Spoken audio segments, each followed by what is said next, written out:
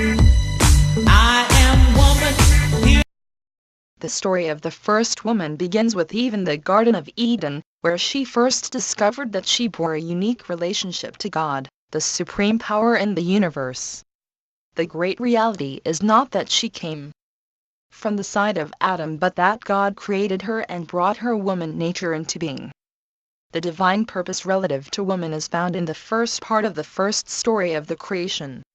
So God created mankind in his own image. In the image of God he created them. Male and female he created them. Here we have warranty for woman's dominion. The fact that God did not give man dominion until he had woman standing beside him is evidence enough of her exalted place in the creation.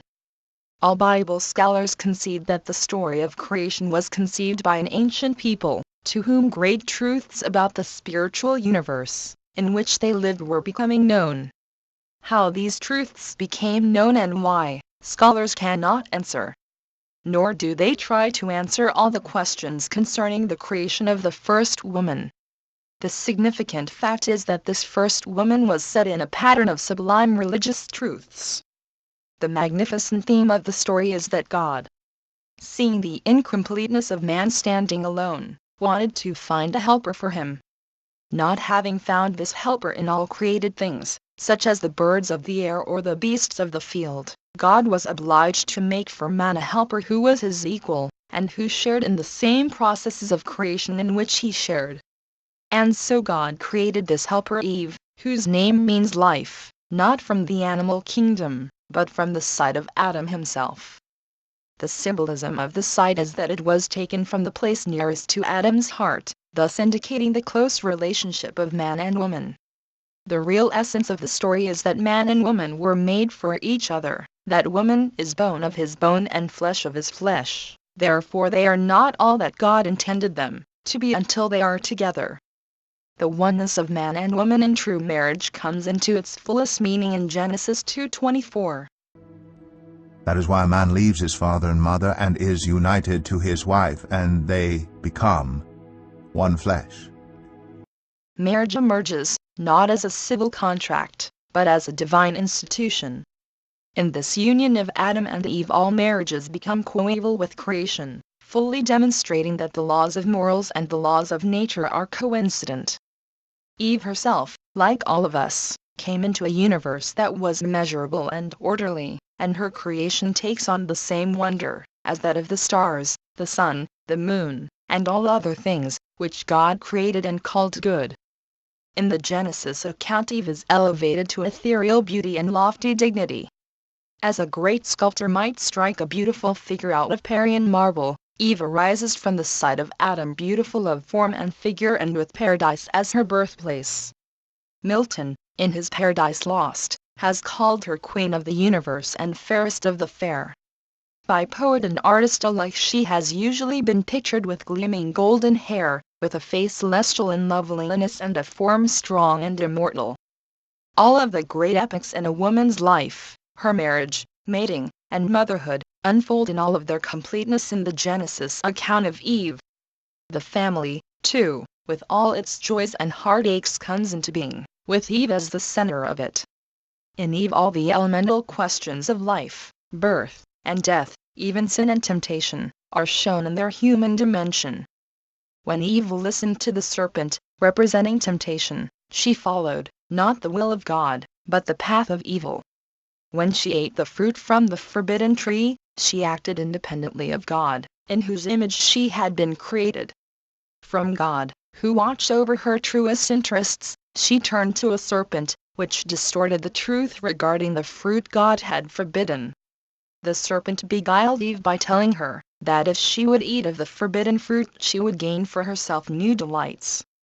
After she had partaken of the forbidden fruit, she also gave it to Adam, and he too ate it, thus sharing in her guilt. In this act we have an excellent example of woman's impulsiveness and man's inclination to follow a woman wherever she leads, even into sin.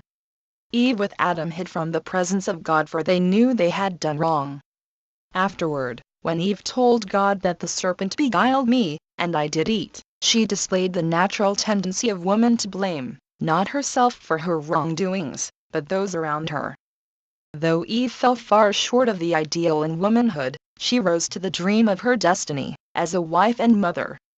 Paradise had been lost. She knew that, but something wonderful, maternal care, had been born.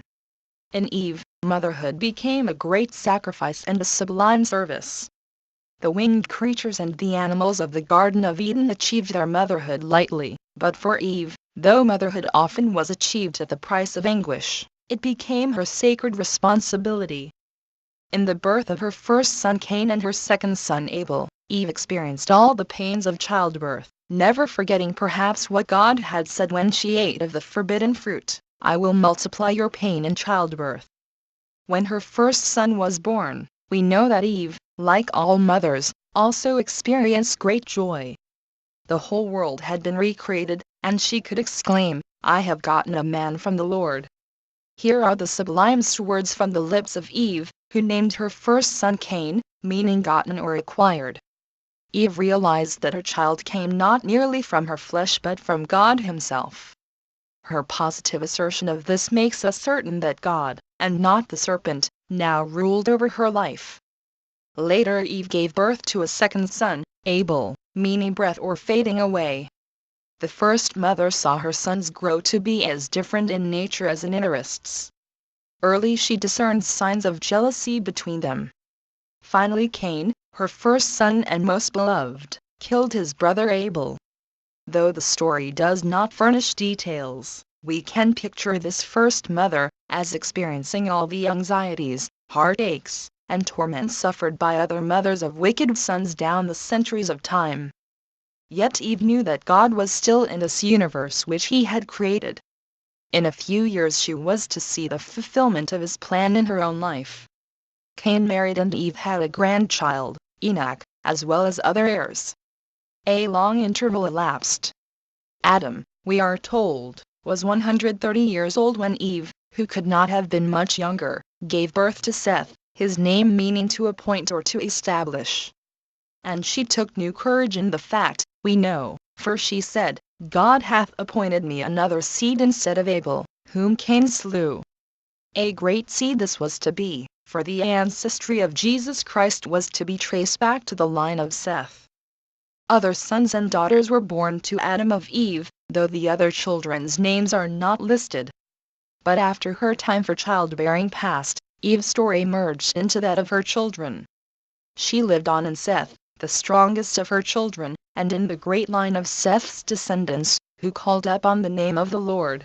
In the Genesis account we have the scriptural record that male and female were created in God's own image, and that despite her later transgressions, Eve still stands forth as a revelation of the Father, and as one who can rise above her transgressions.